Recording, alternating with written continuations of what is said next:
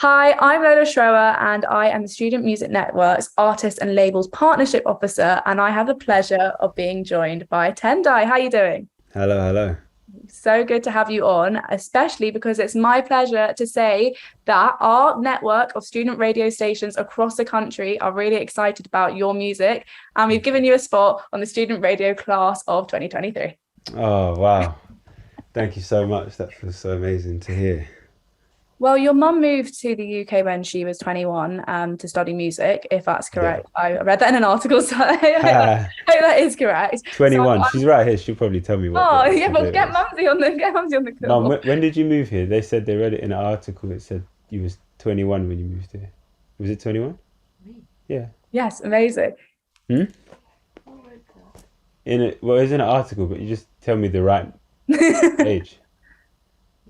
21, innit? Yeah, it was 21, yeah. Good. We got the confirmation from Confirmed it. Mumsy. Great. Yeah. Um, and obviously, therefore, music's always been Music. like Mm, part of your life as well, from mm, probably from day dot that you were born. mm. Do you think having a parent that once studied music as well has helped you perhaps with that kind of the side of music that you actually have to be like a producer in as Oh, well? You 100%. have to understand how to use the different desks and stuff like Mm. that. What would you I, say? I think I think having that musical heritage has really affected the music that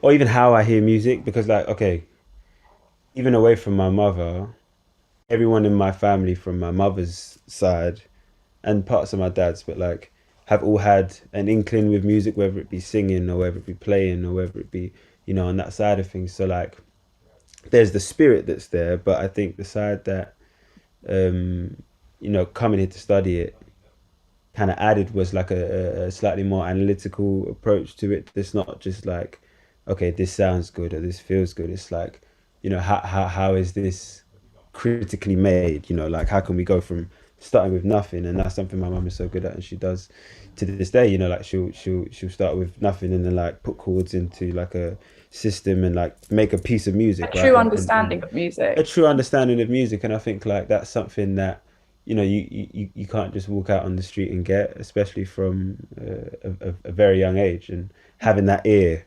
encouraged, from a young age, definitely, yeah, it changed the way I hear music. Now, obviously, we are from the Student Music Network, so the Mm, body of people who listen to these interviews are students, and the people who will mm, listen to you in the student radio class are mm, students.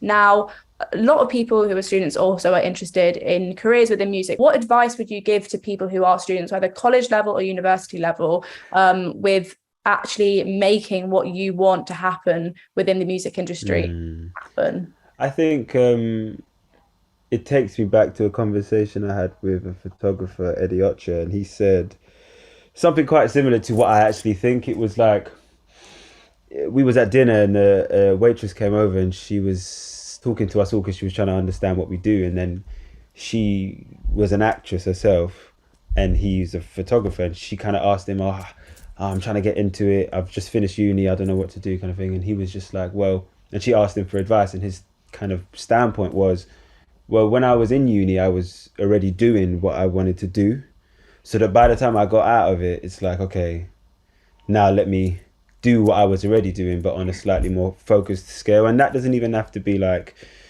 on at a huge, scale. It could just be in a photography sense, taking pictures of whatever for other people in your uni, in your environment. And then when you come out, you already have a portfolio, you already have a whatever, and then you can build that. I think that's the same thing that I did when I was in college studying music. I really made a point of it to produce for not just anyone, but like produce for the people who were around me.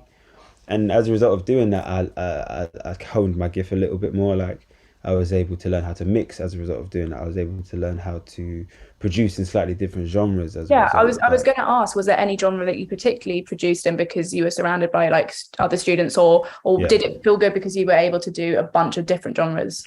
it was a bunch of different. I think Elam, and it's funny because you mentioned Chrissy, because we was in the same cohort, in the same like year group when we was at Elam. And it's like you had all these different kind of genres in the year. And it's funny because I was one of the kind of catalysts that could, not catalyst, what's the word? Well, anyway, I was the one that could kind of move from, one subculture or subgenre to You're a another, like shapeshifter. shapeshifter. Yeah, that's a funny word. Yeah, like, and I think that was a real blessing because it allowed me to have a lack of, what's the word? Maybe you weren't pretentious over what you would choose Pretentious. Yeah. to put your mark on. Like Mm. you were happy to try different things out, especially as a Happy to student. try different things. Why not? Like, why not? Yeah, and I think a lot of the time, as artists develop, I don't think we realize how much we are, but like we're quite. The word I'm looking for is sort of purist in the sense that like I am this way. I don't want to change the way I am.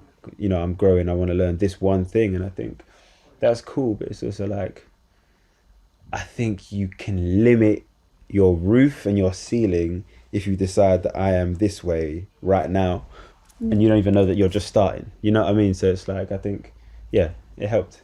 So there's like another track that you're kind of getting ready to Mm. release. So I ask, what does 2023 hold for Tendai? I think 2023 holds a lot of fun, and I say fun because I think this year and the years prior, just even on a what's the word, personal slash industry level, I've been quite it's been quite stop and start because of various things that have been going on, like changing of management and figuring out what I want to do and trying to get music made. So like I think 2023 is going to feature me just having a bit of fun, just putting songs out. I think I will be in a space where it's like freedom exists now, and freedom to experiment, to have fun, to put this song out, do that video, and go to that place, do that performance, and all of these things that I haven't done because I think God's been writing and curating my story to let me do that when it's free, as opposed to do all that stuff when it's like I'm still in my own head and I'm still, So I think, yeah, in that year I'll be a lot more active. Good. Well, I'm excited. Maybe we'll get some live performances if we're Yeah, so lucky. yeah. If we're so lucky, Will we get that? Will we? I think so. Yeah, I think I, Okay. I want to. So I think, like I said, yeah, fun, man. Like Fun. whatever That that is looks fun. like. Exactly. Yeah, Why would you not do that? And I'm sure there'd be a lot of people literally clamoring to get those tickets. Obviously, as I said before, this is going out on a student network. And we talked about the advice that you give to students. But in general, young musicians like yourself, is there anything that you want to say that if people are watching this interview right now, that people are going to be like resonate with about being a young musician? Like putting you on the spot. I think about that quite a lot actually. I think it goes to what we was just saying earlier about space. Someone hit me the other day and asked me a similar question, like, "Oh man, I'm trying to make all these things, but everything I make I don't like," and kind of what I said to him. I kind of said it on the fly, but I realized how important it was even to my own story. I said, "Stop trying to make music and start trying to make art." And what I meant by that is like, I think there's a deeper consideration that comes with making art in comparison to making music. I think when people make music, quote unquote, it's a little bit similar to what we was talking about earlier in terms of they see that person release that song and it sounds like that and it does that. So it's like, oh, that works. I want to make something like that. And all of these reference tracks get involved whereas I think if you think about Vincent van Gogh or like people who just made art in a time before, they didn't have references.